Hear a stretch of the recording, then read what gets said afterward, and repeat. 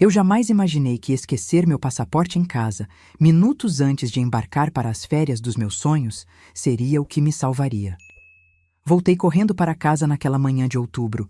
Meu vizinho Daniel me puxou para dentro da minha própria casa, trancou a porta com as mãos tremendo e sussurrou com desespero: Dona Clara, pelo amor de Deus, não saia ainda.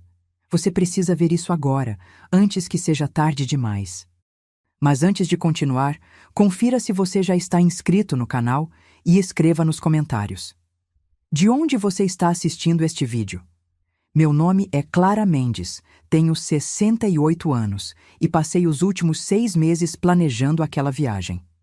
2 semanas em Portugal, o país dos meus pais, conhecendo as aldeias de onde vieram, pisando na terra que tanto ouvira falar nas histórias da minha infância.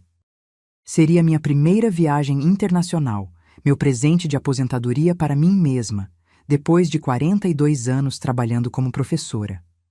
Acordei às 5 da manhã daquela quinta-feira, com o coração acelerado de ansiedade boa. Minha mala estava pronta há 3 dias, revisada e re-revisada. Meu filho Rafael havia insistido em me levar ao aeroporto, o que me deixou feliz. Ultimamente ele andava tão distante, tão ocupado com a própria vida, que qualquer gesto de atenção me aquecia o coração. Ele chegou pontualmente às 6, junto com Amanda, minha nora há 5 anos. Ela estava estranhamente animada, sorridente demais para aquela hora da manhã. Que viagem incrível você vai fazer, sogra, ela disse, me abraçando apertado. 2 semanas inteiras longe de tudo, deve estar tão empolgada. E eu estava. Coloquei a mala no porta-malas do carro de Rafael e entrei no banco de trás, apertando minha bolsa no colo. Foi só quando estávamos a 10 minutos do aeroporto que senti aquele frio na barriga, aquela sensação de que algo estava errado. Abri a bolsa com as mãos trêmulas e revirei tudo. Carteira, celular, óculos, remédios, documentos, mas não o passaporte. Rafael, meu filho, precisamos voltar, eu disse, sentindo o pânico subir pela garganta. Esqueci meu passaporte. Vi pelo retrovisor a expressão dele mudar completamente. Por uma fração de segundo, foi puro pânico, quase raiva. Mas passou tão rápido que pensei ter imaginado. Mãe, tem certeza? Procura bem na bolsa, disse Amanda, se virando no banco da frente. Já procurei 3 vezes. Está na minha cômoda, tenho certeza. Deixei lá ontem à noite depois de conferir a validade. Minha voz saiu embargada. Como eu podia ter sido tão descuidada? Rafael bateu no volante com força. Droga, mãe! A gente não tem tempo para isso. Seu voo é daqui a 2 horas. Eu sei, me desculpa. Senti as lágrimas ameaçarem descer. Mas sem o passaporte não posso viajar. Ele fez o retorno brusco, fazendo os pneus chiarem. O caminho de volta para casa foi tenso, silencioso, pesado. Amanda digitava freneticamente no celular e Rafael dirigia como se estivesse fugindo de algo. 20 minutos depois, estacionamos em frente à minha casa. Era uma casa simples, térrea, com 3 quartos, que eu havia comprado com muito sacrifício aos 35 anos, quando finalmente consegui juntar entrada suficiente com o meu salário de professora. Meu santuário, meu refúgio, meu maior orgulho. Vou buscar rápido, eu disse saindo do carro. A gente espera aqui, disse Rafael, nem se dando ao trabalho de desligar o motor. Corri até a porta da frente, procurando a chave na bolsa. Foi quando ouvi a voz do meu vizinho. Dona Clara. Daniel morava ao lado há 15 anos. Era um homem quieto, na casa dos 50, engenheiro aposentado que passava os dias cuidando do jardim e mexendo em eletrônicos. Quase não conversávamos além dos cumprimentos educados, mas ele sempre foi gentil, sempre oferecia ajuda quando via que eu precisava. Mas naquele momento, Daniel não parecia gentil, parecia desesperado. Ele atravessou o jardim dele em 3 passadas largas e agarrou meu braço com força. Dona Clara, por favor, entre comigo, rápido, é urgente. Daniel, eu não posso, estou atrasada, preciso pegar meu passaporte e... É sobre isso. Ele olhou para o carro onde Rafael e Amanda esperavam, depois para mim. Seus olhos estavam vermelhos, como se não tivesse dormido. Por favor, confie em mim. Só 5 minutos. É sobre seu filho. Meu coração disparou. O que tem o Rafael? Ele está bem? Ele está... Por favor, venha ver. Você precisa ver antes de viajar. Algo no tom de desespero dele, algo na urgência daqueles olhos cansados me fez concordar. Olhei para o carro. Rafael estava mexendo no celular. Amanda olhava pela janela para o lado oposto. Nenhum dos dois prestava atenção em mim. Entrei na minha própria casa e Daniel entrou logo atrás, fechando a porta. Para minha surpresa, ele girou a chave, trancando-nos por dentro. Daniel, o que você está fazendo? Senti medo pela primeira vez. Me desculpe, Dona Clara, mas se eu não fizer isso, você vai sair, vai viajar e quando voltar pode ser tarde demais. Ele estava quase chorando. Eu gravei tudo, todas as conversas. Eu não estava bisbilhotando, eu juro, mas minha câmera de segurança capta áudio de parte do seu quintal. E ontem à noite... O que aconteceu ontem à noite? Daniel puxou o celular do bolso com mãos tremendo tanto que quase deixou cair. Seu filho e sua nora estiveram aqui. Você não estava. Tinha ido na farmácia. Eles trouxeram um corretor de imóveis. O mundo começou a girar devagar ao meu redor. O quê? Eles estavam mostrando sua casa para possíveis compradores, Dona Clara. E tem mais, muito mais. Senta, por favor. Minhas pernas cederam e eu me sentei no meu próprio sofá, aquele que comprei há 20 anos em uma liquidação e que ainda estava firme e confortável. Daniel sentou ao meu lado e apertou play em um vídeo. A imagem era granulada, em preto e branco, mostrando meu quintal lateral. O ângulo da câmera dele pegava perfeitamente a área perto da minha janela da cozinha. E lá estavam Rafael e Amanda, junto com um homem de terno que eu não conhecia, caminhando pelo meu quintal como se fossem os donos. Daniel aumentou o volume. A data e hora no canto da tela mostravam 18 de outubro, 19h47, ontem à noite, enquanto eu estava fora. A voz de Rafael soou clara. Como podem ver, o terreno é amplo. A casa precisa de algumas reformas, mas a estrutura está boa. Minha mãe Ela cuidou bem do lugar. E quando podemos fazer a vistoria completa? Perguntou o homem de terno. Foi Amanda quem respondeu, com aquela voz doce que ela sempre usava comigo. Em 2 semanas, ela vai estar fora, viajando. Teremos todo o tempo do mundo. Ela sabe que vocês estão vendendo? Perguntou o corretor. O silêncio que se seguiu durou uma eternidade. Então Rafael disse, com uma voz que eu nunca tinha ouvido antes, fria e calculada. Ela vai saber quando precisar saber. Rafael, eu preciso ter certeza de que isso é legal, disse o corretor, soando desconfortável. É completamente legal, garantiu Amanda. Temos procuração. E além disso, quando ela voltar da viagem, ela já vai estar onde precisa estar.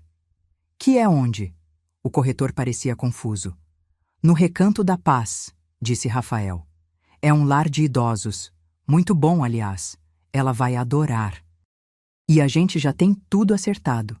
O médico que vai assinar o laudo de incapacidade, os documentos legais, tudo. Senti como se tivessem arrancado todo o ar dos meus pulmões. Meu filho. Meu único filho.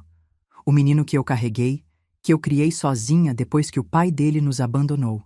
Que eu alimentei, vesti, eduquei, paguei faculdade particular trabalhando em 2 empregos.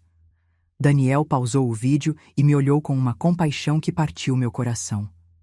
Tem mais, Dona Clara. Tem muito mais. Eles ficaram conversando por quase 20 minutos. Mostra, eu disse, embora minha voz tivesse saído como um sussurro. Mostra tudo. Ele apertou play novamente. Vi meu filho e minha nora darem uma volta completa pela minha casa, apontando janelas, discutindo o valor do imóvel, planejando reformas e conversando, sempre conversando. A procuração que ela assinou no mês passado nos dá direito legal de vender, explicou Amanda ao corretor.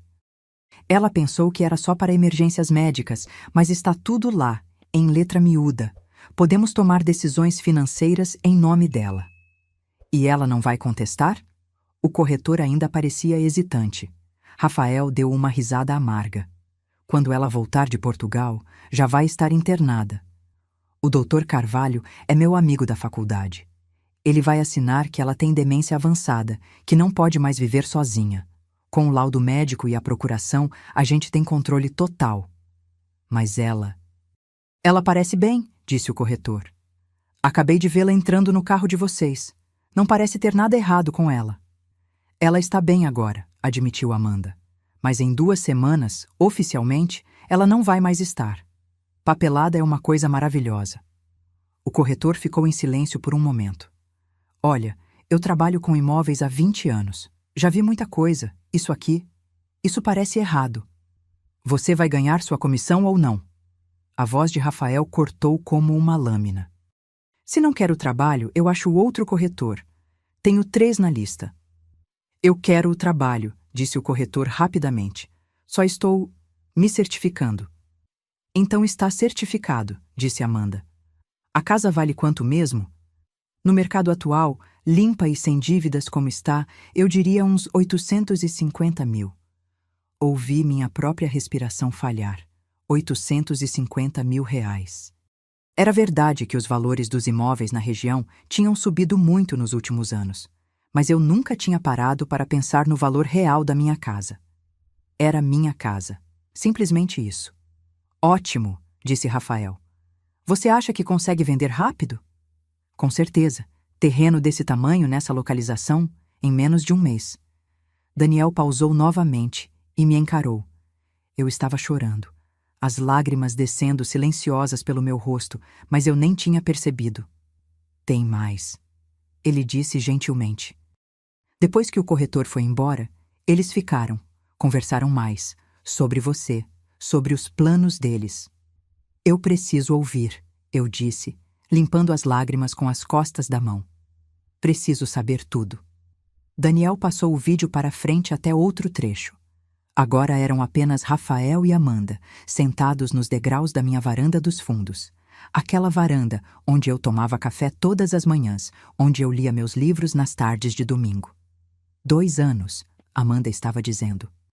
2 anos fazendo papel de nora dedicada, 2 anos aguentando os almoços de domingo, as histórias repetitivas, os conselhos não solicitados. Eu sei, disse Rafael, acendendo um cigarro. Eu nem sabia que ele fumava. Imagina para mim, são 40 anos ouvindo como ela se sacrificou por mim, como trabalhou duro, como abriu mão de tudo. Ela é tão dramática, concordou Amanda. Sempre a mártir, sempre a vítima. E meu coração, que eu pensei já estar despedaçado, encontrou novas maneiras de se partir. Mas vai valer a pena, continuou Rafael. 850 mil da casa, mais as economias dela. Ela tem uns 200 mil na poupança, não tem? Por aí, mais a aposentadoria, que a gente vai controlar enquanto ela estiver no asilo. 1 milhão, Rafael calculou. 1 milhão, mais ou menos. Dá para comprar aquele apartamento que você quer no Leblon. E abrir meu salão de beleza, acrescentou Amanda, animada. Sempre quis ter meu próprio negócio. E eu finalmente posso sair daquele emprego de merda e investir em alguma coisa que preste. Eles ficaram em silêncio por um momento. Então Amanda perguntou. Você acha que ela vai sofrer? No asilo? Rafael deu de ombros. Sinceramente? Não me importo. Ela viveu a vida dela. Fez as escolhas dela. Agora é nossa vez.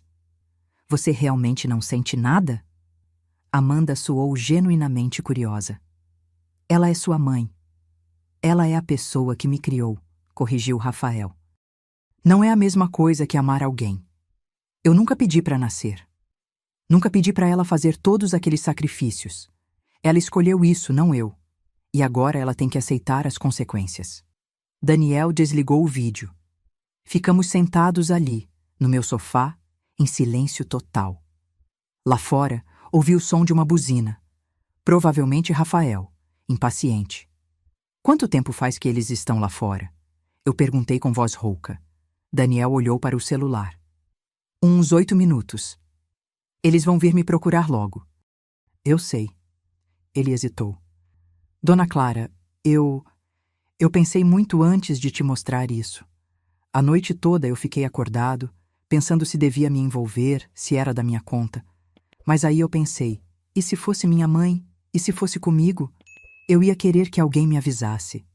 Coloquei minha mão sobre a dele. Você fez certo, Daniel. Você salvou minha vida.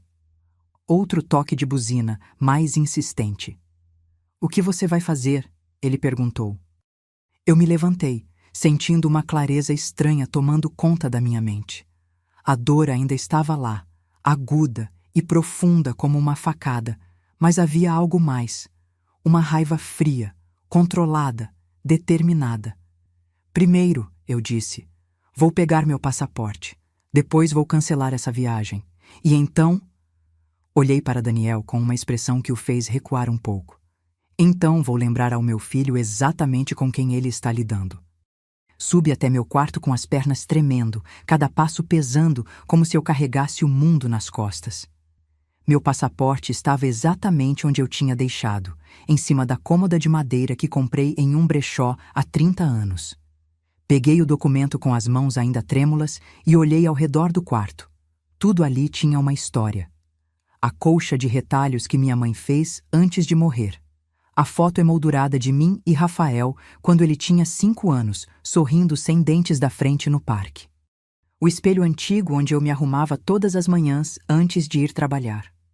42 anos dando aula para crianças, moldando futuros, fazendo diferença.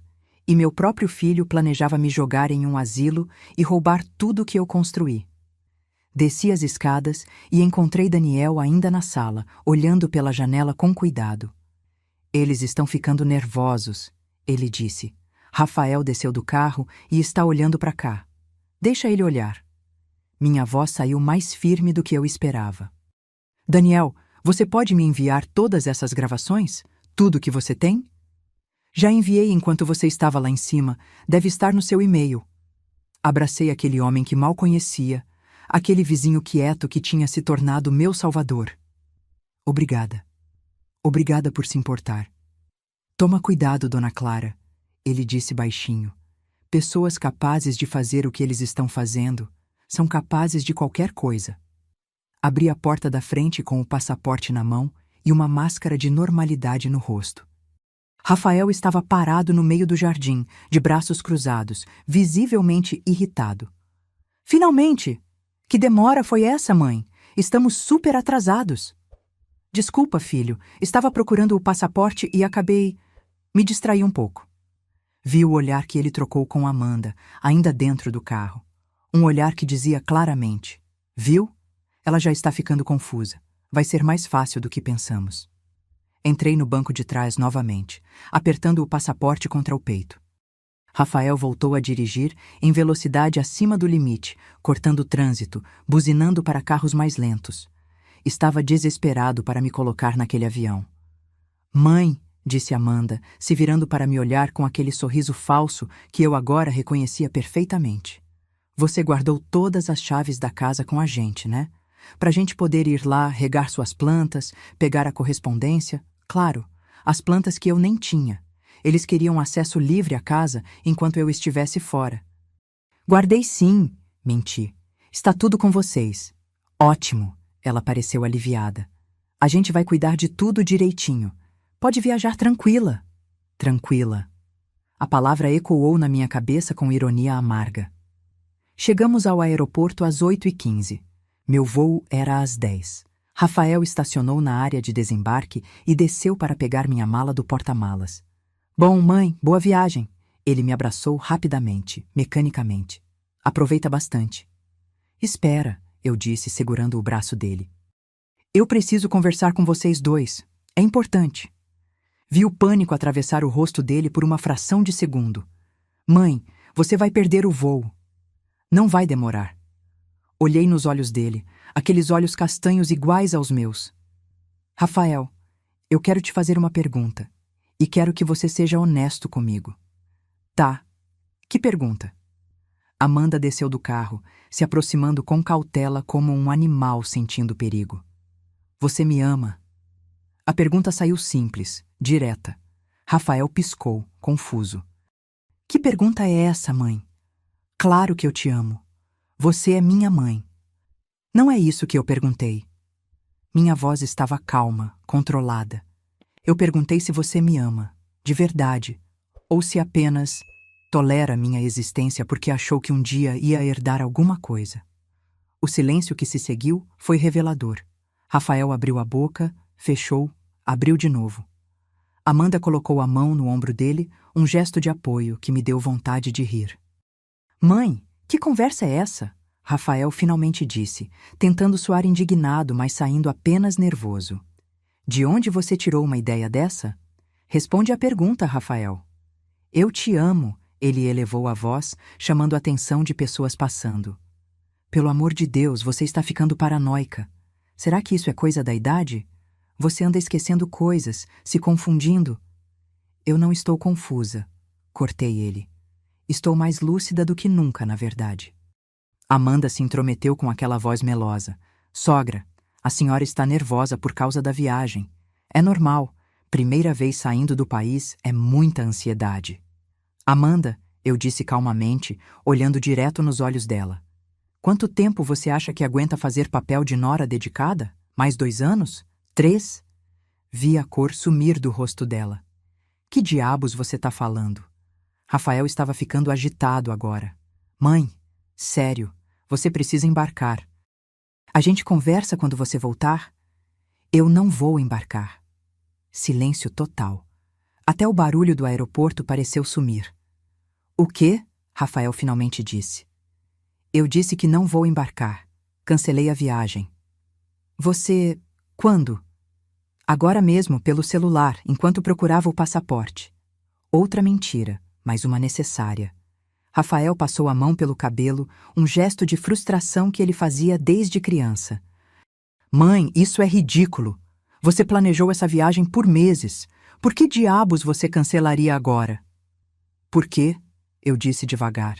Eu descobri que tenho coisas muito mais importantes para resolver aqui. Que coisas? Amanda perguntou, e eu podia ouvir o pânico mal disfarçado na voz dela. Coisas legais. Abri a porta do carro e peguei minha mala. Obrigada pela carona. Eu chamo um Uber para voltar. Mãe, espera!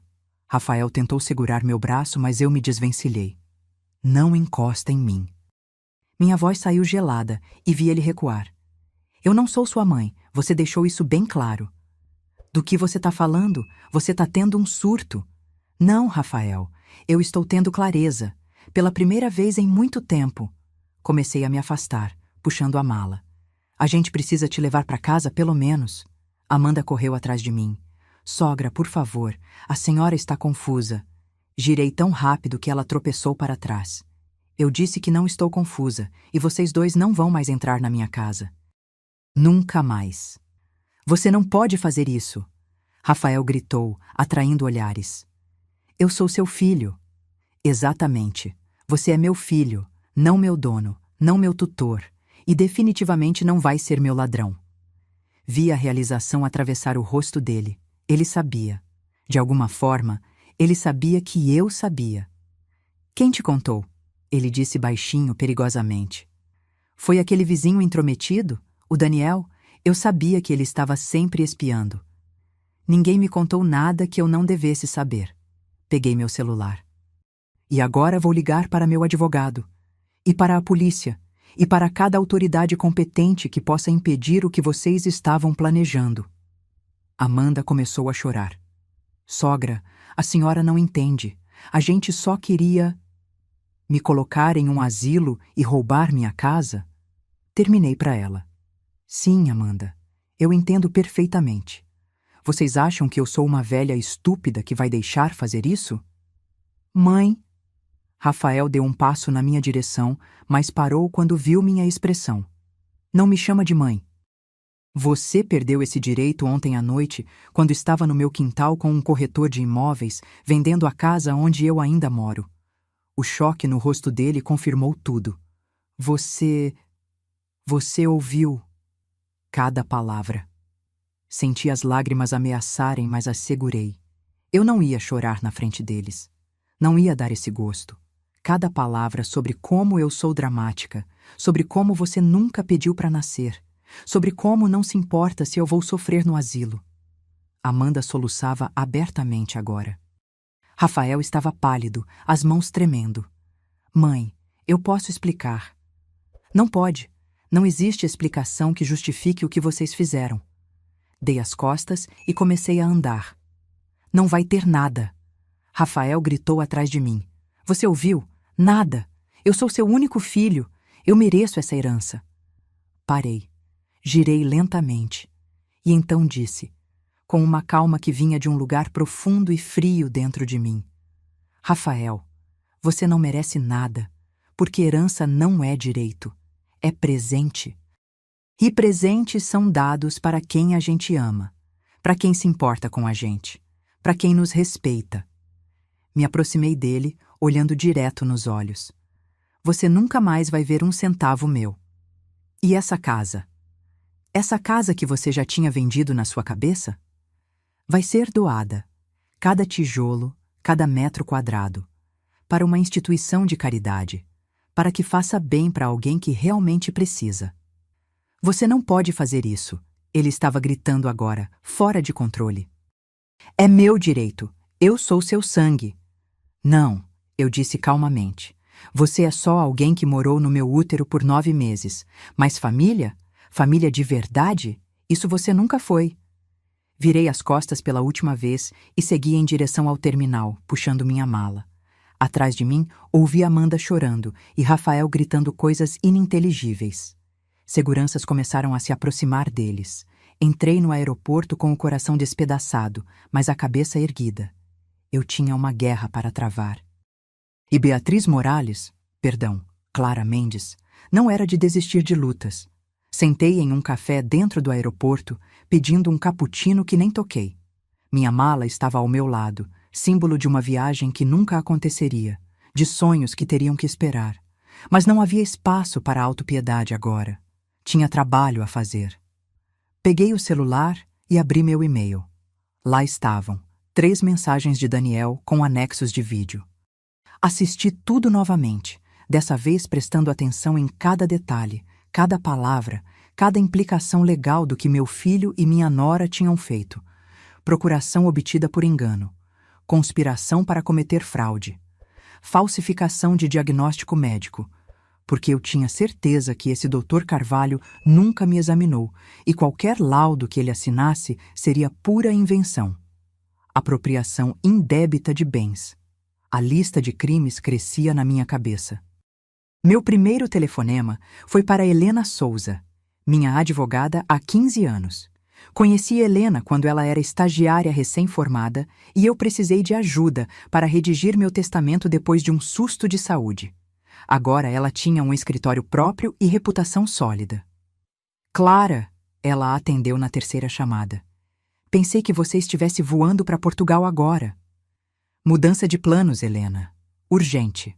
Preciso te ver hoje. O tom da minha voz deve ter alertado ela, porque respondeu imediatamente. Estou com um cliente até às 11, mas cancelo o almoço. 12:00 no meu escritório? Perfeito. Minha segunda ligação foi para o banco. Falei com meu gerente, Eduardo, que conhecia minha situação financeira melhor que ninguém. Senhor Eduardo, preciso revogar imediatamente qualquer procuração que esteja ativa nas minhas contas. Dona Clara, aconteceu alguma coisa? Sim. E vou precisar de um histórico completo de todas as transações dos últimos 6 meses. Todas. Incluindo tentativas de acesso ou consultas feitas por terceiros com procuração. Houve uma pausa. A senhora suspeita de alguma irregularidade? Mais do que suspeito. Tenho provas. Posso passar aí daqui a 1 hora? Estarei esperando. E Dona Clara? Vou já bloquear qualquer movimentação que não seja feita pessoalmente pela senhora, por segurança. Obrigada, Eduardo. Terceira ligação, minha amiga Mariana, que trabalhava no Departamento de Registros Públicos. Conheci ela em um curso de artesanato há 10 anos e mantínhamos contato regular. Mari, preciso de um favor, urgente e confidencial. Fala, Clara. Você pode verificar se houve alguma tentativa de registro de documentos relacionados à minha casa? Escritura, procuração, qualquer coisa? Você acha que alguém está tentando fazer algo com sua propriedade? Tenho certeza. Me dá uns 20 minutos. Eu te ligo de volta. Chamei um Uber e, durante o trajeto de volta para casa, comecei a fazer uma lista mental de tudo o que precisava fazer. Revogar todas as procurações, trocar todas as fechaduras da casa, mudar senhas de todas as contas, documentar tudo, preparar uma denúncia formal, proteger meus bens legalmente.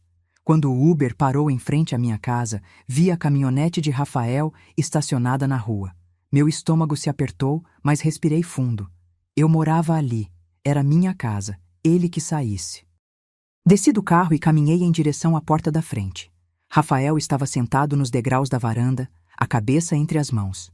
Quando me viu, levantou-se rapidamente. Mãe, precisamos conversar. Não temos nada para conversar. Por favor. Sua voz estava embargada. Seria arrependimento verdadeiro ou apenas medo de perder o golpe? Deixa eu explicar. Explica o quê, Rafael? Como você planejou me trancar em um asilo? Como ia vender minha casa enquanto eu ainda estivesse viva? Como falsificaria um diagnóstico médico?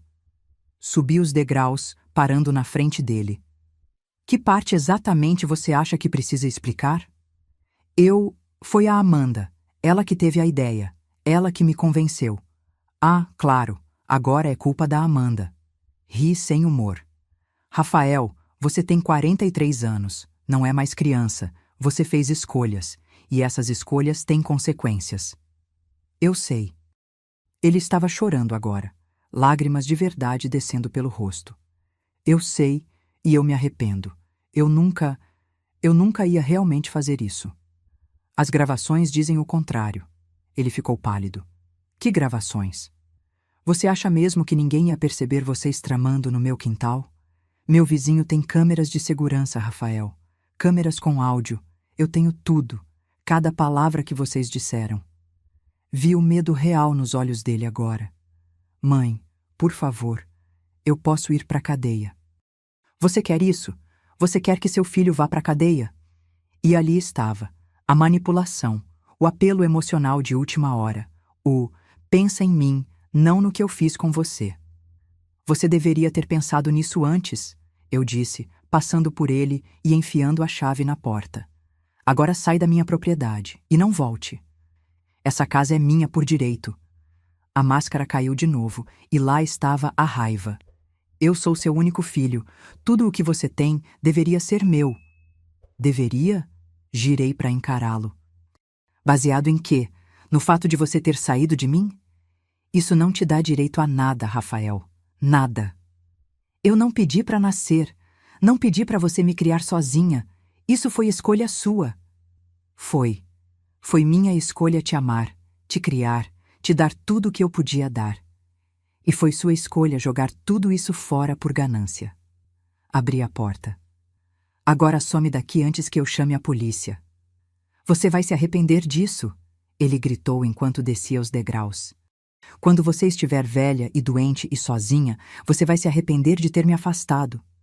Rafael, eu disse calmamente, eu já estou velha, e se ficar sozinha, pelo menos vai ser porque escolhi dignidade em vez de aceitar traição. Fechei a porta na cara dele. Encostei na porta por dentro, ouvindo o som dos passos dele se afastando, do motor da caminhonete ligando, dos pneus rangendo na rua. Só então permiti que as lágrimas caíssem. Chorei por tudo que perdi. Não a casa, não o dinheiro. Eu choraria pelo filho que pensei ter, pelo relacionamento que pensei que tínhamos, pela família que descobri nunca existir de verdade. Chorei por 10 minutos. Depois lavei o rosto, tomei um copo d'água e voltei ao trabalho. Daniel bateu na minha porta 20 minutos depois, trazendo uma pasta com todas as gravações impressas, com transcrições que ele fez durante a noite. Pensei que você fosse precisar disso, ele disse timidamente. Em formato físico, para levar para o advogado. Daniel, eu não sei como te agradecer. Não precisa agradecer. Só fico feliz que você não tenha embarcado naquele avião. Ele hesitou. Dona Clara, posso te perguntar uma coisa? Claro. Por que você acha que seu filho fez isso? Quero dizer, ele não parecia passar necessidade. Tem um bom emprego, não é? Suspirei. Rafael sempre quis mais, desde criança. Mais brinquedos, mais roupas, mais viagens. Eu dei o que pude, mas nunca foi suficiente. Sentei no sofá, cansada. E quando ele conheceu a Amanda, ela veio de família rica. Está acostumada com um padrão de vida que o salário dele não pode pagar. Acho que ela viu em mim uma solução. E ele foi fraco o suficiente para aceitar. Isso não justifica. Não, não justifica nada. Mariana me ligou de volta logo depois. Clara, achei algo. Fala. Tem uma procuração registrada em seu nome há 2 meses. Dá poderes completos ao Rafael Mendes Silva para tomar decisões financeiras, médicas e legais. Meu sangue gelou. Eu não assinei isso. Tem sua assinatura aqui. Então é falsa. Mariana, essa procuração precisa ser invalidada imediatamente. Você vai precisar entrar com um processo, provar que foi obtida por fraude ou que a assinatura foi forjada. Tenho provas, muitas provas. Então leva tudo para o seu advogado. Eu posso testemunhar sobre o registro se precisar. Às 11h45, estava sentada na recepção do escritório de Helena, com a pasta de Daniel no colo e um nó no estômago. Quando ela me chamou para dentro, a expressão dela era séria. Clara, pelo telefone você pareceu urgente. O que aconteceu? Contei tudo. Mostrei os vídeos, as transcrições, a procuração fraudulenta. Ela assistiu tudo em silêncio, a expressão ficando cada vez mais sombria. Meu Deus, ela disse quando terminei. Clara, isso é conspiração criminosa. Seu filho pode ir preso. Eu sei. E você quer processar? Mesmo sabendo disso? Olhei para ela. Helena, ele ia me trancar em um asilo. Ia me declarar demente quando eu estou perfeitamente saudável. Ia roubar tudo que construí. Se eu não fizer nada, qual a mensagem que isso passa? Que está tudo bem? Que eu aceito ser tratada assim? Não, você está certa. Ela respirou fundo. Tudo bem. Vamos fazer o seguinte. Primeiro, vamos entrar com uma ação para invalidar essa procuração. Segundo, vamos conseguir uma ordem de restrição impedindo ele de se aproximar de você ou de seus bens. Terceiro, vamos entrar com denúncia criminal por todos os crimes envolvidos. Tem mais, eu disse. Tem um médico, Dr. Carvalho, que ia falsificar um laudo dizendo que eu tenho demência. Você conhece esse médico? Ele te examinou alguma vez? Nunca. Então ele está cometendo crime também. Vamos incluir ele na denúncia. Helena começou a tomar notas freneticamente. Clara, essa vai ser uma guerra feia. Você está preparada? Porque quando isso se tornar público, quando Rafael e Amanda forem denunciados, você vai perder mais do que um filho. Vai perder a imagem de família que vocês mantinham. Essa imagem já morreu, eu disse calmamente. Morreu quando eu ouvi meu filho dizer que não se importa se eu vou sofrer. Certo. Então vamos começar. Passamos 3 horas no escritório dela. Redigimos documentos, preparamos petições, organizamos provas. Helena ligou para um juiz amigo e conseguiu uma audiência de emergência para segunda-feira de manhã. Até lá, ela disse, não fale com Rafael, não atenda ligações dele, não abra a porta se ele aparecer. Qualquer contato pode ser usado contra você, alegando que você perdoou ou concordou com algo. Entendido. E Clara? Ela segurou minha mão. Você é a mulher mais forte que eu conheço. Vai superar isso. Não me senti forte quando saí dali. Me senti cansada, quebrada, velha. Mas tinha uma coisa que eu ainda era, determinada. O fim de semana foi o mais longo da minha vida. Rafael me ligou 47 vezes. Amanda, 23. Bloqueei ambos os números. Mudei todas as fechaduras da casa na sexta à noite, chamando um chaveiro 24 horas que Daniel me recomendou. Instalei um sistema de segurança novo, com câmeras em todas as entradas. Fui ao banco no sábado de manhã e revisei cada transação dos últimos 6 meses. Eduardo estava certo de parecer preocupado. Havia tentativas de acesso negadas, consultas de saldo feitas com a procuração, transferências pequenas, R$ 50 aqui, 100 ali, que eu não tinha autorizado, mas que foram feitas em meu nome. Quanto no total? Perguntei, sentindo náusea. Nos últimos 6 meses, aproximadamente 8.400. Pequenas quantias para testar o sistema. Ver até onde podiam chegar sem que eu notasse. A preparação para o roubo grande que estava por vir. Quero cada centavo de volta. E quero que vocês investiguem internamente quem autorizou essas transações com uma procuração que eu não dei. Já estamos investigando, Dona Clara. E quanto à devolução, vamos processar como fraude. A senhora vai ter o dinheiro de volta. Mudei todas as minhas senhas. E-mail, banco, redes sociais que eu mal usava. Tudo. Liguei para minha companhia de seguros e atualizei os beneficiários.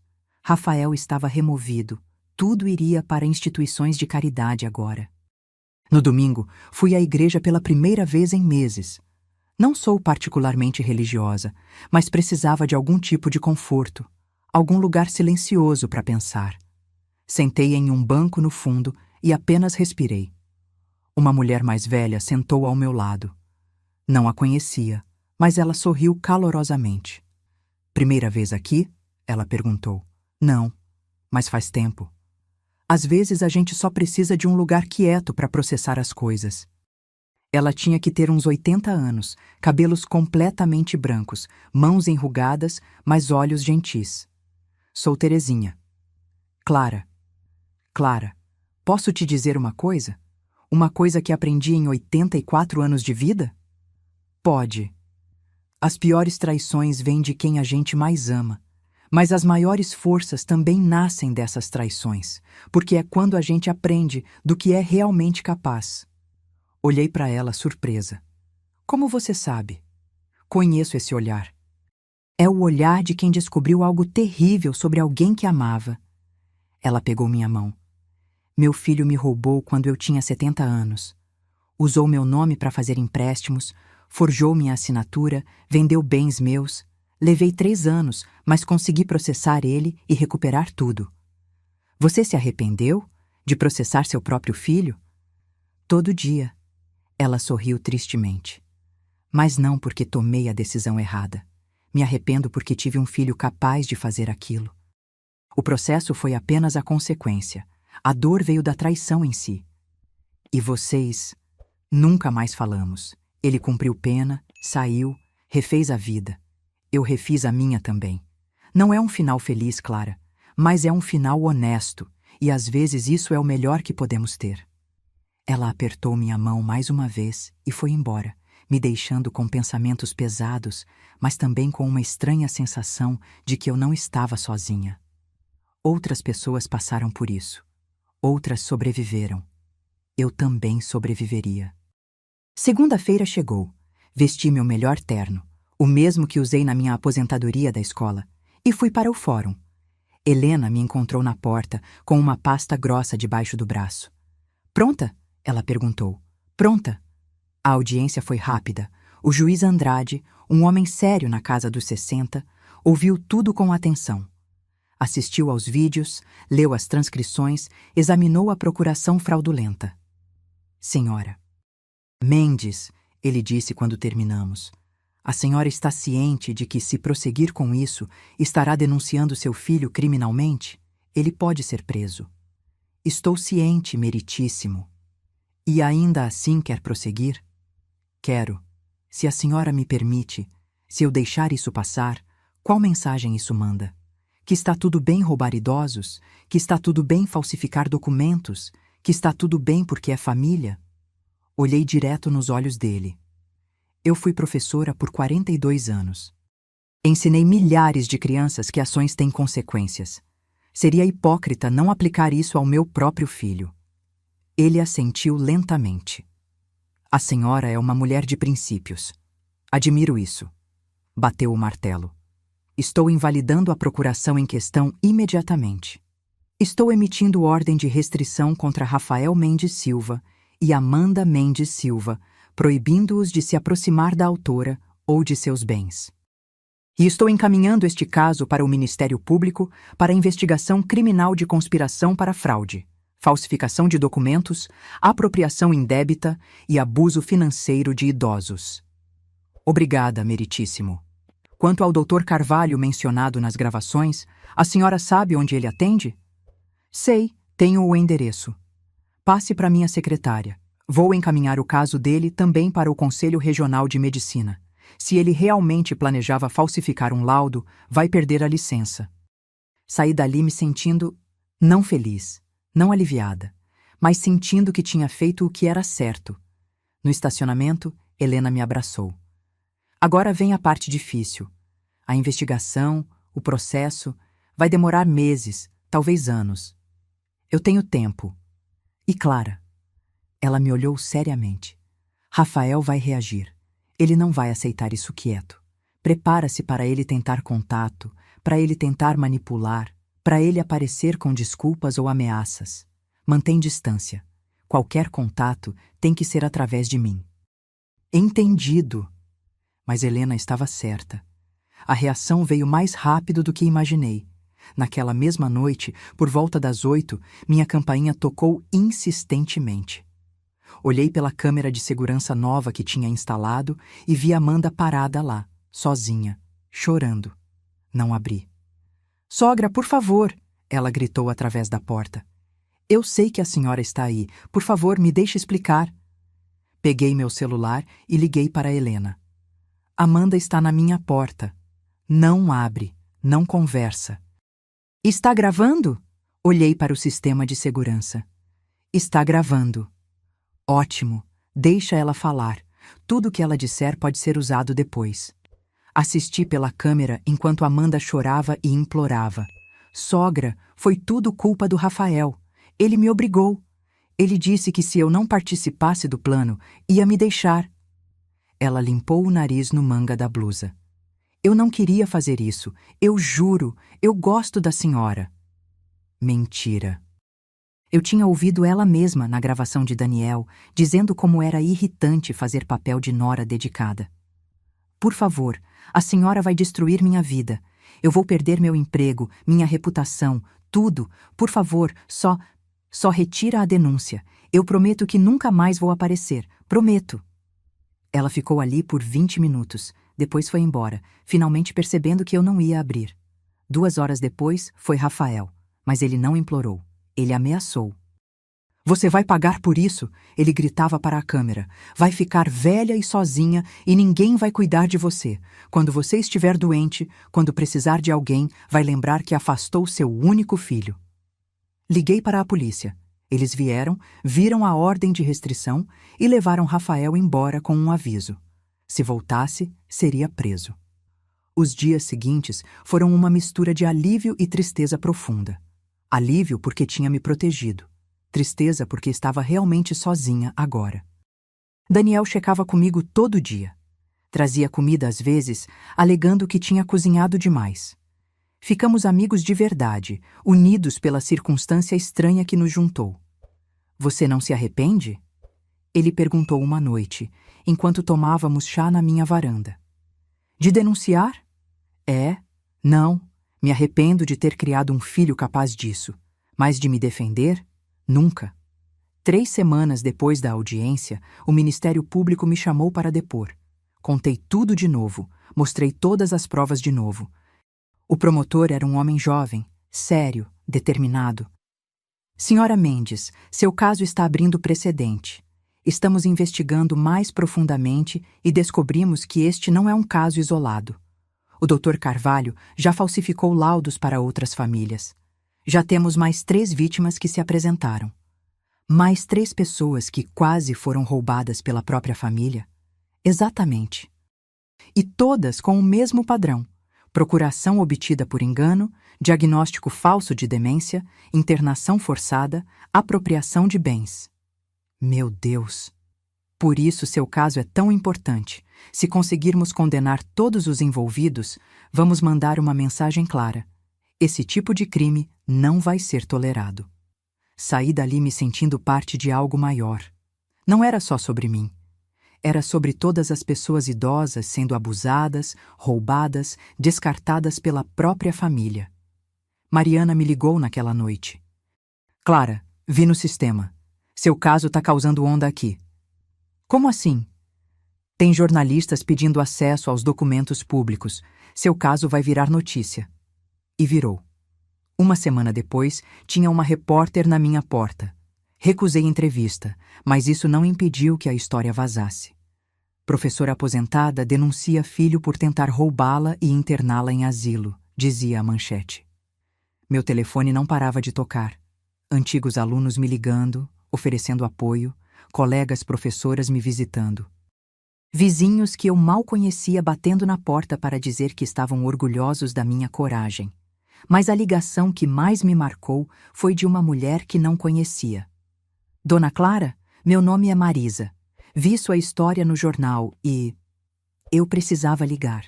Porque minha mãe, ela passou por algo parecido há 5 anos, mas ela não teve coragem de denunciar. E ela morreu ano passado, sozinha, em um asilo, enquanto meu irmão vivia na casa dela. A voz dela quebrou. Eu queria ter sido tão forte quanto a senhora. Queria ter protegido ela, mas não fui, e agora é tarde demais. Marisa, eu disse gentilmente, nunca é tarde demais para fazer o certo. Você pode denunciar agora. Pode processar seu irmão agora. Posso? Pode. E deve. Depois daquela ligação, percebi algo. Minha história não era só minha. Era de toda pessoa que já se sentiu impotente diante de abuso familiar. E se eu podia dar voz a essas pessoas, se eu podia mostrar que é possível lutar de volta, então valia toda a dor. Levou 8 meses para o caso ir a julgamento. 8 meses que transformaram completamente minha vida. Nos primeiros meses após a denúncia, vivia em uma espécie de isolamento autoimposto. Tinha medo de sair, de encontrar Rafael ou Amanda na rua, de ter que enfrentar olhares de pena ou julgamento. Mas aos poucos, fui reconstruindo. Voltei a fazer coisas que havia abandonado. Meu clube de leitura, minhas caminhadas matinais, meu curso de aquarela que largara quando me casei. Cada pequeno passo era uma reconquista de mim mesma. Daniel se tornou meu melhor amigo. Era engraçado como uma crise podia criar laços tão fortes. Jantávamos juntos 2 vezes por semana, sempre alternando casas. Ele me ensinou a mexer no computador melhor, a usar redes sociais de forma segura. Eu ensinei a ele a fazer o bolo de cenoura que minha mãe me ensinou. Você nunca pensou em se casar de novo? Ele perguntou uma noite, enquanto comíamos o bolo na minha cozinha. Casei uma vez. O pai do Rafael. Durou 15 anos até ele decidir que uma professora primária não era glamurosa o suficiente para o gosto dele. Sorri sem amargura. Aquela dor tinha curado há muito tempo.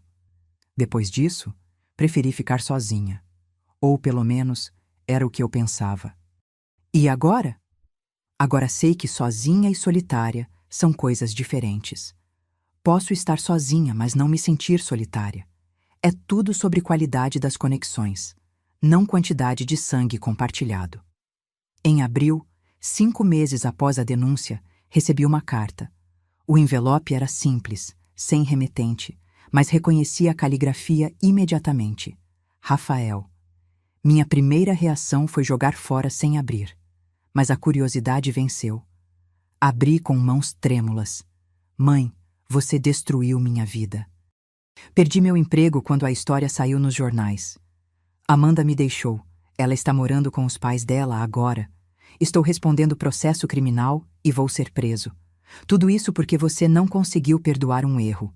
Porque você é egoísta demais para pensar no seu próprio filho. Espero que esteja feliz.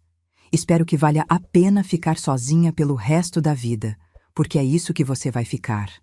Velha, sozinha e amarga. Eu era tudo o que você tinha, e você me jogou fora. Rafael. Li a carta 3 vezes. Procurei algum sinal de arrependimento verdadeiro, algum pedido de desculpas, algum reconhecimento do que ele fez de errado. Não havia nada disso. Apenas culpa. Apenas vitimização. Apenas a mesma manipulação de sempre. Mostrei a carta para Helena. Isso pode ser usado como evidência? Pode. Mostra falta de remorso, tentativa de manipulação emocional. Vou anexar ao processo. Ela me olhou com preocupação. Como você está? Melhor do que esperava, respondi honestamente. Há 6 meses isso teria me destroçado. Agora? Agora só confirma que fiz a coisa certa. Mas mesmo dizendo isso, ainda doía. Ainda havia noites em que eu acordava às 3 da manhã, lembrando do Rafael criança. Do garotinho que corria para mim quando se machucava, que me chamava de minha mãe especial, que me fazia cartões no Dia das Mães com desenhos tortos de nós duas. Onde aquele garoto tinha ido parar? Ou ele nunca existiu de verdade? Só existiu na minha imaginação de mãe esperançosa. O trabalho da investigação continuou. O Dr. Carvalho foi preso e o Conselho Regional de Medicina cassou sua licença permanentemente. Descobriram que ele tinha falsificado mais de 15 laudos nos últimos 3 anos, todos para famílias querendo declarar idosos incompetentes. Foi um escândalo que dominou os jornais por semanas. E cada vez que a história era mencionada, meu nome vinha junto. O caso que expôs o esquema de fraude contra idosos. Recebi centenas de cartas. Pessoas me agradecendo por ter tido coragem. Pessoas contando histórias similares. Pessoas pedindo conselhos sobre como se proteger. Uma carta em particular me marcou. Era de uma mulher de 85 anos chamada Estela. Querida Clara, tenho 85 anos e 3 filhos. Depois de ler sua história, peguei todos os meus documentos e fui consultar um advogado. Descobri que meu filho mais velho tinha obtido procuração e estava aos poucos transferindo meu dinheiro para contas dele. Se não fosse sua coragem de denunciar, de tornar público o que aconteceu com você, eu nunca teria suspeitado. Nunca teria checado. E estaria hoje sem nada. Você salvou mais do que sua própria vida, Clara. Salvou a minha, e provavelmente a de muitas outras, com gratidão eterna, Estela. Chorei quando li aquela carta. Chorei porque pela primeira vez desde que tudo começou, senti que havia propósito naquela dor. Que não foi tudo em vão. Em junho, 2 meses antes do julgamento, o promotor me chamou para uma reunião. Senhora Mendes, tenho uma proposta para a senhora. Que tipo de proposta? Rafael e Amanda estão dispostos a fazer um acordo. Eles se declaram culpados dos crimes de fraude e falsificação. Em troca, o promotor pede penas reduzidas, 2 anos de prisão domiciliar em vez de cadeia, mais restituição financeira e serviços comunitários. E o que eu ganho com isso? Um julgamento mais rápido, menos exposição pública e a garantia de que vão ser condenados sem risco de um júri absolver. Pensei sobre isso. Parte de mim queria vê-los na cadeia. Queria que sentissem o peso completo das consequências. Mas outra parte estava cansada. Cansada da briga, cansada da exposição, cansada de reviver a traição toda vez que tinha que contar a história. Quanto de restituição financeira? Todo o dinheiro roubado, mais danos morais. Estamos falando de aproximadamente R$150 mil no total. E os serviços comunitários? 300 horas cada um, trabalhando em lares de idosos. Irônico, eu sei, mas é proposital. Queremos que eles vejam de perto o que quase fizeram com você. Refleti por um longo momento. Posso pensar sobre isso? Claro. Tenho que ter uma resposta até semana que vem. Conversei com Daniel sobre isso naquela noite. O que seu coração diz? Ele perguntou. Meu coração está confuso. Minha cabeça diz para aceitar o acordo. Menos estresse, fim mais rápido. Mas meu coração acha que eles merecem algo pior. E se você pensar não no que eles merecem, mas no que você merece? O que seria melhor para você? Aquela pergunta mudou minha perspectiva. O que eu merecia? Paz. Encerramento. A possibilidade de seguir em frente, sem ter que passar meses em um julgamento público, sem ter que sentar na mesma sala que Rafael, enquanto advogados dissecavam minha vida. Acho que vou aceitar o acordo, eu disse finalmente. E foi o que fiz. 1 semana depois, estava no fórum novamente, desta vez para a audiência de aceitação do acordo. Rafael e Amanda estavam lá, sentados com seus advogados, evitando meu olhar. O juiz leu os termos: culpa confessada em fraude, falsificação e tentativa de apropriação indébita. 2 anos de prisão domiciliar com monitoramento eletrônico. 300 horas de serviços comunitários. Restituição de R$ 150 mil. Ordem permanente de restrição. Eles não podiam se aproximar de mim, da minha casa ou fazer qualquer tipo de contato. As partes concordam com esses termos? Perguntou o juiz. Sim, meritíssimo, disseram os advogados de Rafael e Amanda. Senhora Mendes? Levantei. Sim, meritíssimo, mas gostaria de fazer uma declaração, se permitir. Prossiga. Olhei para Rafael pela primeira vez em meses. Ele estava magro, pálido, envelhecido. Amanda tinha cortado o cabelo curto e estava sem maquiagem. Pareciam pequenos, diminuídos. Rafael, comecei, e minha voz saiu firme. Você disse na sua carta que eu destruí sua vida, mas não fui eu. Você destruiu a sua própria vida quando decidiu que seu conforto material valia mais que a dignidade da sua mãe. Respirei fundo. Eu te perdoo. Não porque você merece, mas porque eu mereço paz. Mas perdoar não significa esquecer, e certamente não significa ter você de volta na minha vida. Virei para Amanda. Você, eu mal conhecia. Mas aprendi que algumas pessoas veem idosos não como seres humanos, mas como recursos a serem explorados. Espero que seu trabalho nos lares de idosos te ensine que pessoas velhas ainda são pessoas, ainda merecem respeito, dignidade, amor. Voltei para o juiz. Aceito o acordo, meritíssimo. E peço que parte da restituição financeira seja doada para o Fundo de Proteção ao Idoso, para ajudar outras vítimas de abuso familiar. Assim será feito, disse o juiz, batendo o martelo. Caso encerrado. Saí daquele prédio pela última vez, sentindo algo que não sentia há muito tempo. Leveza. Acabou. Finalmente, acabou. Helena me abraçou na escadaria. Você foi incrível lá dentro. Só quero ir para casa, eu disse. Quero tomar um chá, sentar na minha varanda e não pensar em processos ou traições por um tempo. Você merece. E foi exatamente isso que fiz. Cheguei em casa, preparei meu chá favorito de camomila, sentei na minha cadeira de balanço na varanda e, pela primeira vez em 8 meses, permiti que minha mente ficasse completamente em paz. O sol estava se pondo, pintando o céu de laranja e rosa. Meu jardim, que eu tinha negligenciado durante toda a turbulência, estava precisando de cuidados. Mentalmente já estava fazendo planos para revitalizá-lo. Daniel apareceu com uma garrafa de vinho espumante. Ouvi dizer que alguém aqui precisa comemorar. Como você soube? Helena me ligou. Espero que não se importe. Não me importo.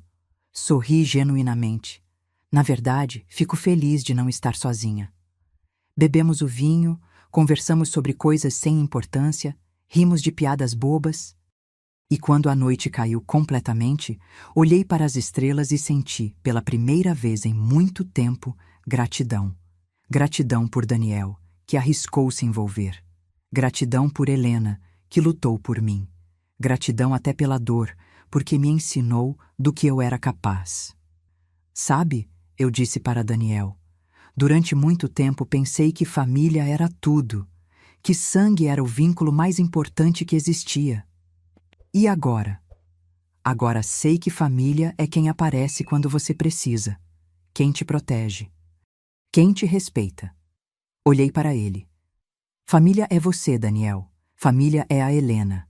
Família é essa comunidade que se formou ao meu redor quando eu estava mais vulnerável. Ele sorriu, os olhos brilhando. Então acho que somos família. Acho que sim. E naquele momento, sentada na minha varanda com meu amigo ao lado, minha casa segura, meu futuro protegido, eu percebi que tinha algo que Rafael nunca teria. Verdadeira paz de espírito. Porque paz não vem de quanto dinheiro você tem ou de quantas propriedades você rouba. Vem de dormir à noite sabendo que você fez a coisa certa, mesmo quando foi difícil. E eu tinha feito a coisa certa. os meses seguintes ao acordo foram de reconstrução. Não apenas da minha vida, mas de mim mesma. Percebi que havia passado tanto tempo definida pelos meus papéis, professora, mãe, vítima, que tinha esquecido quem era Clara, simplesmente Clara. Voltei a pintar. Transformei o quarto de hóspedes que Rafael usava quando visitava, raramente percebi agora, em um ateliê. Comprei telas, pincéis, tintas a óleo. Passei horas ali, perdida na criação, deixando que as cores expressassem o que palavras não podiam. Minha primeira pintura foi de uma gaiola aberta com um pássaro voando para longe. Óbvio demais, talvez, mas verdadeiro. O grupo de apoio que encontrei online também ajudou muito. Era específico para vítimas de abuso financeiro familiar e descobri que não estava sozinha. Havia dezenas, centenas de pessoas com histórias similares. Filhos que roubavam, netos que manipulavam, cônjuges que planejavam. Compartilhei minha história em uma das reuniões virtuais. Uma mulher chamada Glória, que tinha 72 anos, comentou depois: "Você fez o que eu nunca tive coragem de fazer", denunciou, e agora está livre. "Você ainda pode denunciar", eu disse. "Minha filha já gastou todo o meu dinheiro, não tem mais nada para recuperar." "Mas tem justiça, ainda pode haver consequências." Glória ficou em silêncio por um momento. "Sabe de uma coisa? Você tem razão. Só porque ela já roubou tudo, não significa que deveria sair impune." 2 semanas depois, Glória me mandou uma mensagem. Tinha ido a um advogado e feito uma denúncia. "Graças a você", ela escreveu. "Obrigada por me mostrar que nunca é tarde para se defender." Aquele tipo de mensagem se tornou comum. Pessoas me escrevendo, me agradecendo, me contando que minha história as inspirou a agir. Percebi que tinha uma plataforma, mesmo sem querer. Em setembro, um ano depois de ter esquecido o passaporte e descoberto a traição, uma jornalista me procurou para uma entrevista em profundidade. "Não só sobre o caso", ela explicou, "mas sobre o que você aprendeu, sobre como se reconstruir após uma traição familiar. Acho que muita gente precisa ouvir isso." Hesitei. Exposição pública ainda me deixava desconfortável, mas pensei nas glórias do mundo, nas estelas, em todas as pessoas sofrendo em silêncio. "Tudo bem", eu disse. "Vamos fazer." A entrevista aconteceu na minha casa. A jornalista, Paula, era uma mulher na casa dos 40 com olhos gentis e jeito respeitoso.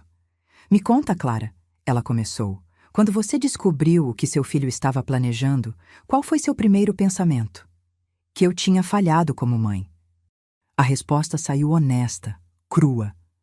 "Porque como eu podia ter criado alguém capaz daquilo?" "E você ainda sente assim?" "Às vezes, mas estou aprendendo que eu não falhei. Eu fiz tudo o que uma mãe devia fazer. Dei amor, educação, valores." O que ele fez com tudo isso, as escolhas que ele tomou quando adulto, isso não é reflexo de mim. É reflexo dele. "Você chegou a confrontá-lo?" Perguntou por quê. "Não, porque qualquer resposta seria insuficiente. Não existe motivo bom o suficiente para fazer o que ele fez." "E Amanda, sua nora?" Suspirei. "Amanda veio de uma família rica. Acho que sempre viu pessoas mais velhas como recursos.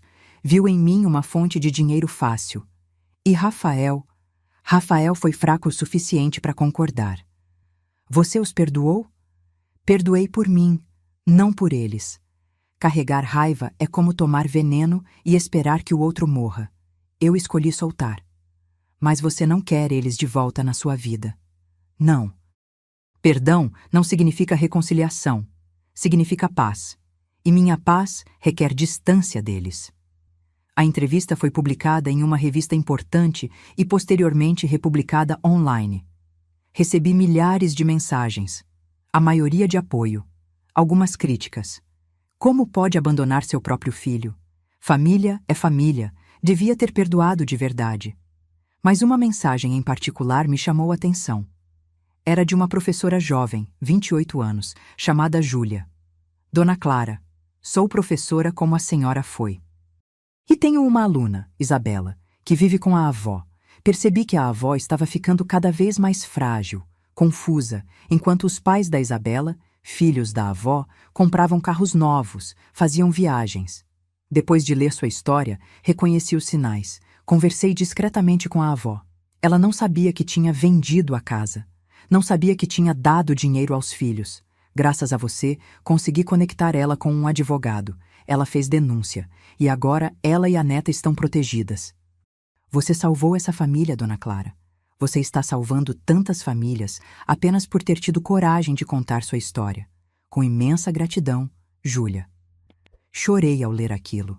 Chorei porque significava que tudo, toda a dor, toda a exposição, todo o confronto, tinha valido a pena. Em outubro, Daniel me fez uma proposta surpreendente. Clara, o que você acha de darmos palestras juntos? Palestras sobre o quê? Sobre abuso financeiro de idosos, sobre os sinais de alerta, sobre como se proteger. Eu posso falar do ponto de vista técnico, segurança residencial, proteção de documentos. Você fala do ponto de vista pessoal. A ideia me assustou e me empolgou ao mesmo tempo. Você acha que alguém ia querer ouvir? Clara, você recebe 100 mensagens por semana de pessoas querendo conselhos. Tem uma necessidade enorme de informação sobre isso. Então começamos. Primeiro em uma biblioteca local, para um grupo pequeno de 15 pessoas. Depois em um centro comunitário, para 50. Logo estávamos sendo convidados para falar em associações de aposentados, grupos de terceira idade, até em faculdades de direito. Cada palestra era catártica. Cada pessoa que vinha me agradecer depois, dizendo que agora sabiam o que observar, o que perguntar, como se proteger, cada uma delas validava minha decisão de tornar minha história pública. Conheci Terezinha de novo em uma dessas palestras. A senhora da igreja que tinha me contado sobre o filho dela meses atrás. Clara! Ela me abraçou calorosamente. Estou tão orgulhosa de você. Terezinha, que alegria te ver. Vim te contar uma coisa. Lembra que eu disse que nunca mais falei com meu filho? Lembro. Bem, ele me escreveu, depois de ver sua entrevista na revista. Disse que vendo outra pessoa passar pelo mesmo e ter coragem de denunciar, o fez perceber a gravidade do que ele fez comigo. Seus olhos estavam marejados. Não sei se posso perdoar completamente, mas estamos tentando conversar. Com supervisão de um terapeuta. Terezinha, isso é maravilhoso. É graças a você. Sua coragem deu coragem a ele também. Coragem de encarar o que fez. Nem toda a história termina assim, eu sabia. Rafael nunca me procurou com arrependimento verdadeiro. As cartas ocasionais que recebia dele, via advogado, respeitando a ordem de restrição, eram sempre cheias de autopiedade, nunca de responsabilidade. Mas estava tudo bem. Eu tinha construído uma nova vida. Uma vida cheia de propósito, de conexões verdadeiras, de paz. Em novembro, fiz 69 anos. Daniel organizou uma festa surpresa na minha casa. Havia 20 pessoas lá. Amigos novos, velhos colegas de escola, pessoas do grupo de apoio que tinham se tornado amigas, alunos que me acompanharam durante todos esses anos. Enquanto cantavam parabéns, olhei ao redor e senti meu coração transbordar. Estas eram minhas pessoas, minha verdadeira família. Faz um pedido, gritou alguém.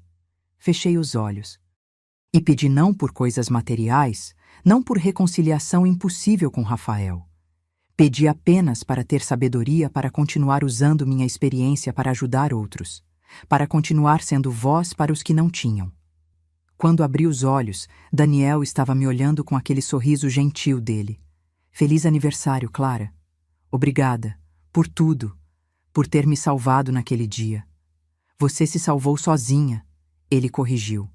Eu só te mostrei o que você precisava ver. O resto foi toda você.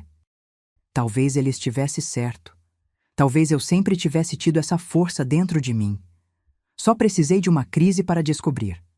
Mais tarde, quando todos foram embora e eu estava limpando os pratos com Daniel, meu celular tocou. Número desconhecido. Atendi com cautela. Alô? Dona Clara? Uma voz feminina, jovem, nervosa. Meu nome é Beatriz. Sou filha do Rafael. O mundo parou. Filha do Rafael? Repeti confusa. Mas o Rafael não tem filhos. Tem sim. Eu tenho 22 anos. Minha mãe... Ela namorou o Rafael antes dele conhecer Amanda. Ficou grávida. Ele pagou pensão, mas nunca quis contato. Sentei devagar, processando. Rafael tinha uma filha. Eu tinha uma neta. E nunca soube. Por que você está me ligando agora, Beatriz? Porque vi sua história. E porque meu pai me ligou semana passada. Pela primeira vez em 22 anos. Querendo se aproximar de mim. Sua voz ficou amarga. Mas eu pesquisei. Sei do processo. Sei o que ele fez com a senhora. E pensei que se ele é capaz de fazer aquilo com a própria mãe, o que vai me fazer? Por que de repente quer contato? Provavelmente porque agora está sozinho e assustado, eu disse honestamente. E está procurando alguém para manipular. Era o que eu imaginava. Ela suspirou. Dona Clara, eu sei que não tenho direito de pedir nada. A senhora nem sabia que eu existia. Mas você aceitaria me conhecer? Não por ele, por nós. Porque eu sempre quis ter avó. Meu coração se apertou e se expandiu ao mesmo tempo. Uma neta. Uma possibilidade de família que eu pensava ter perdido para sempre. Beatriz, eu disse suavemente, eu adoraria te conhecer. Marquei de encontrar Beatriz em uma cafeteria neutra, um lugar público onde ambas nos sentiríamos seguras. Estava nervosa de um jeito que não sentia há meses. E se ela fosse igualzinha ao Rafael? E se isso fosse algum tipo de golpe novo? Mas quando a vi entrando no café, uma moça magra, de cabelos escuros presos em rabo de cavalo, óculos de armação redonda e um sorriso tímido, tudo que vi foi uma garota nervosa procurando conexão. Dona Clara? Ela perguntou, se aproximando da mesa que eu tinha escolhido perto da janela. Beatriz? Me levantei e impulsivamente a abracei. Ela era alta, mais alta que eu, e cheirava a lavanda. Quando nos separamos, havia lágrimas nos olhos dela. Desculpa, ela disse, limpando os olhos com um guardanapo. Eu imaginei esse momento tantas vezes. Você me procurava? Sim, desde que tinha uns 12 anos. Mas minha mãe sempre dizia que não era boa ideia. Que o Rafael tinha deixado claro que não queria nada com a gente, e a família dele provavelmente seria igual. Sentamos e pedimos café. Ela me contou sua história em voz baixa, mas firme. Sua mãe, Lúcia, tinha namorado Rafael por 6 meses quando ambos tinham 21 anos. Ela engravidou, Rafael entrou em pânico e terminou tudo. Pagou pensão mínima por obrigação legal, mas nunca quis conhecer a filha. Ele te viu alguma vez? Perguntei, sentindo raiva renovada pelo meu filho. Uma vez.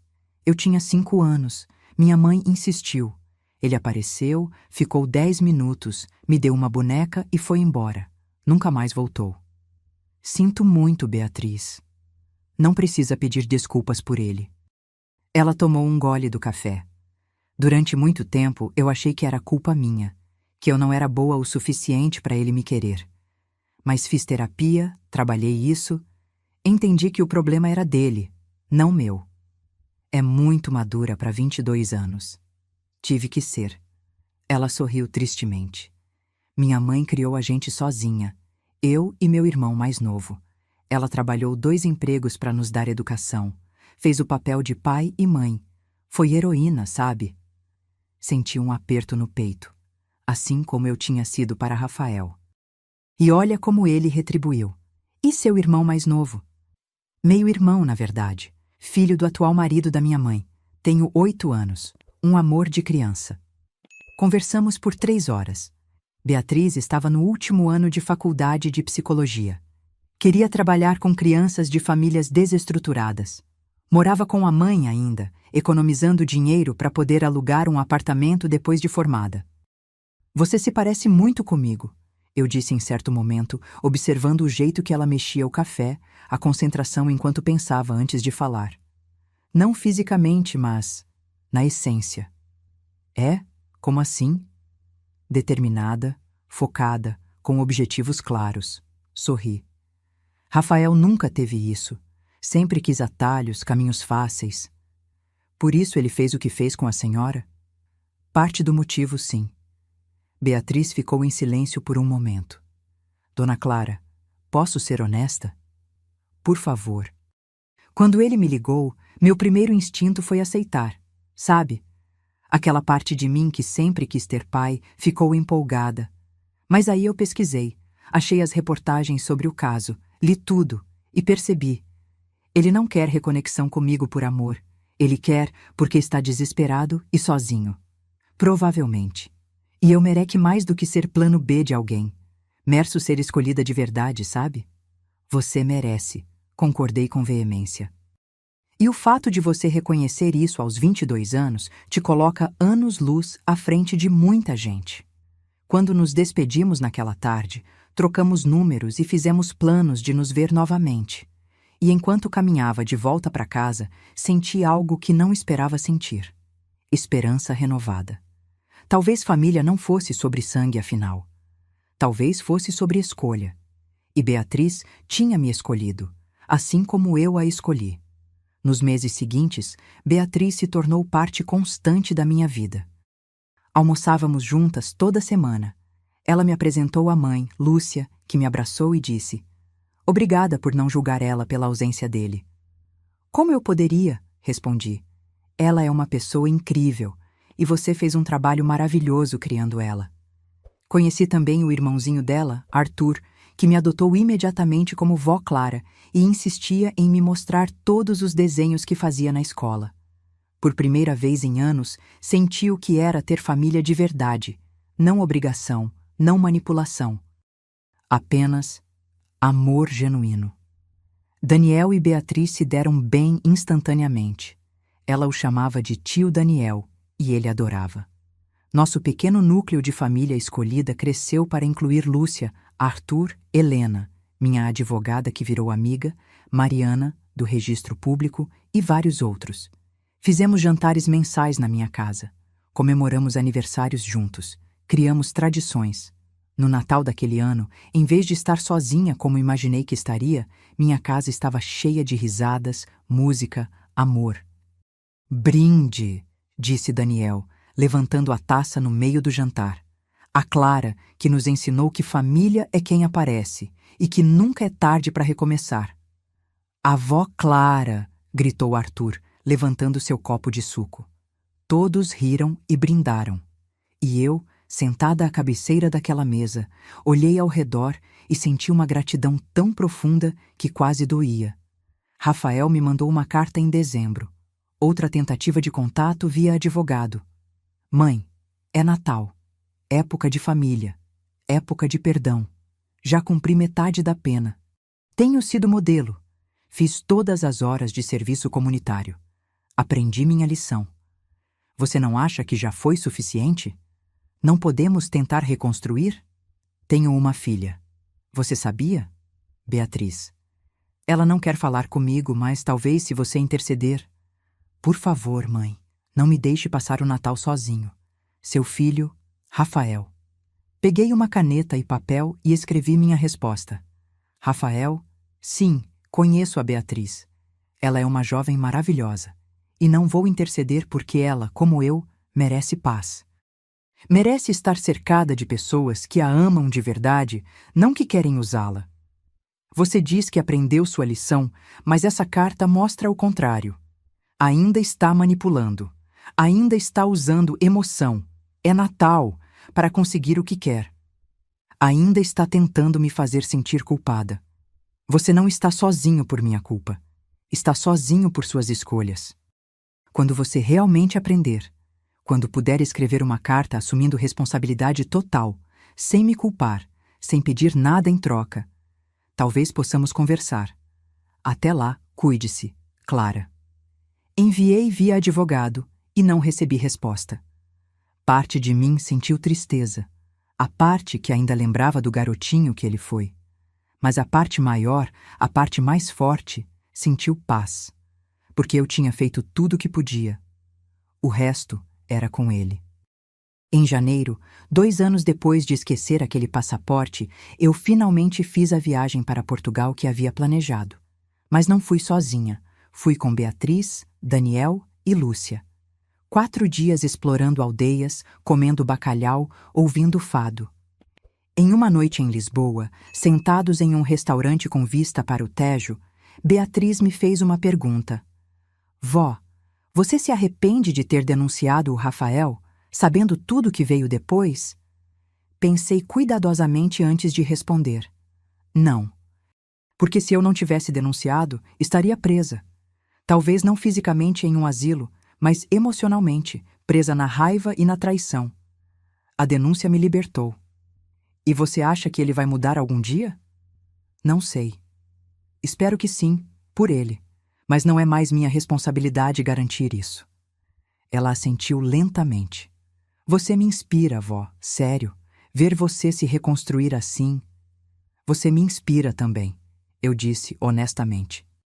Ver você tão jovem, mas já com tanta clareza sobre o que merece, sobre limites saudáveis. Aos 22 anos, eu mal sabia quem eu era. Daniel levantou sua taça. Às mulheres fortes desta mesa e aos novos começos. Brindamos sob o céu estrelado de Lisboa e eu soube, com certeza absoluta, que estava exatamente onde deveria estar. Hoje, 3 anos depois daquele dia em que voltei para buscar o passaporte e Daniel me mostrou a verdade, minha vida é completamente diferente. Transformei minha história de dor em propósito. A fundação que criei com parte do dinheiro da restituição já ajudou 247 idosos vítimas de abuso familiar. Oferecemos assistência jurídica gratuita, apoio psicológico e educação sobre proteção financeira.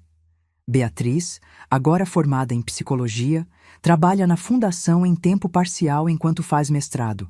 Ela atende os casos mais sensíveis, adultos que estão processando os próprios filhos, pais que estão lute contra netos manipuladores. Daniel continua dando palestras comigo. Nossa última foi para uma plateia de 500 pessoas. 500 pessoas aprendendo os sinais de alerta, aprendendo como se proteger, aprendendo que nunca é tarde para se defender.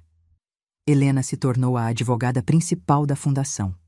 Já ganhou 17 casos, todos contra familiares que tentaram roubar idosos. Mariana usa sua posição no registro público para nos alertar quando vê documentos suspeitos sendo registrados. Já evitamos 6 fraudes antes que acontecessem.